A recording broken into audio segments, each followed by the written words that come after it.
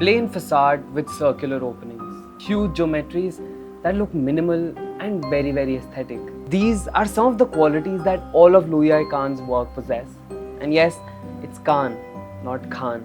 Today, we're talking about one of the most prestigious universities in India, although we wouldn't be discussing their academics. Today on Standout Structures, we are discussing about IIM Ahmedabad.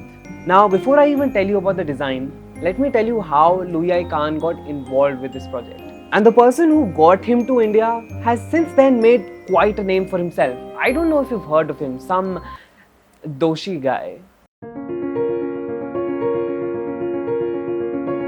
And at the lobbies and all other adjunct spaces. When I was teaching in Pennsylvania, University of Pennsylvania, I met Louis Kahn. And when I met Louis Kahn there, they knew that I was the one first Indian who had worked with Corbusier and then was also in Chandigarh, etc. So the whole faculty was keen to know more about Corbusier. This was in about 1960s.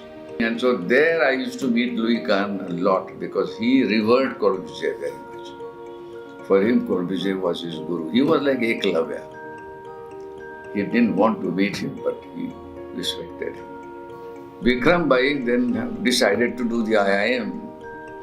And they were looking for an architect, so he was asking me whether there is a foreign architect or somebody. He showed me some names. I said, they are not good. So he says, what do you suggest? I said, if we have Corbusier's building which makes this international place, why not ask Lou also to talk?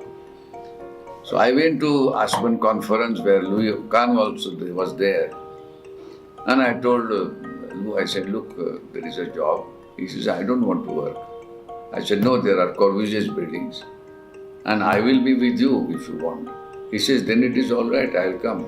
So his coming was through this, with the one guarantee that I will represent him here as his colleague, associate.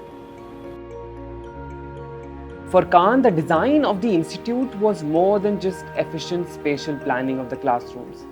He began to question the design of the educational infrastructure, where the classrooms was just the first phase of learning for the students.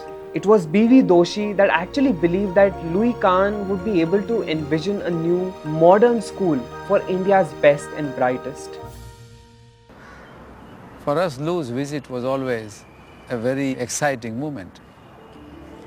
Great anxiety as well as anticipation of learning something more and appreciation.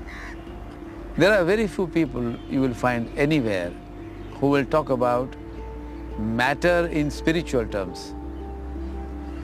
Nothingness mattered to him. Silence mattered to him. The enigma of light mattered to him. So those are not normal parlance. Those are not normal discourses. But these were the ones which we liked and he talked about it. And when somebody understands this, he cannot be an ordinary person. He has to be highly cultivated soul, whom we call Guru. We call him a yogi. And that is why I think for us, he was from here. Kahn's inquisitive and even critical views of the educational system influenced his design as to no longer simply focus on the classrooms as the center of academic thought. The classrooms was just the formal setting from the beginning of learning. The hallways and Kahn's plaza became the new centers of learning.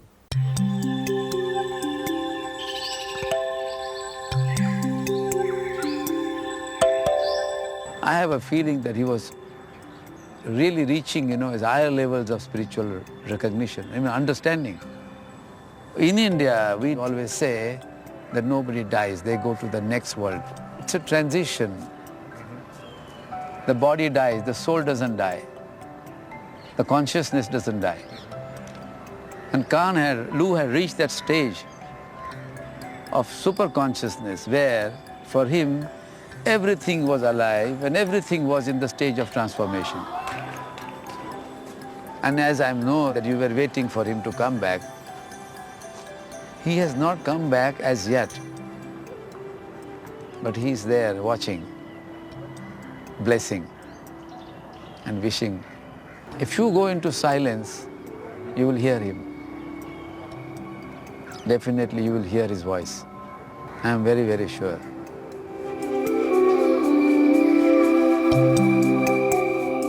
Together, Kahn's rethinking of traditional principles of Indian education system, along with a group of ambitious industrialists, helped to create one of the most sought after, influential, and elite business schools in the world. Unfortunately, Kahn was never able to see his project come to life, as he died in New York City in 1974 before this project could even be finished. However, there is no question whether his designs had completely transformed the way in which modern architecture establishes itself in one's culture.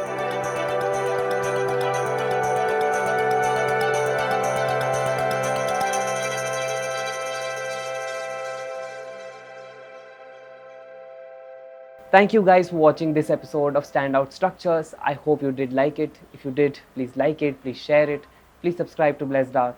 And also let me know in the comments below what structure should we discuss next.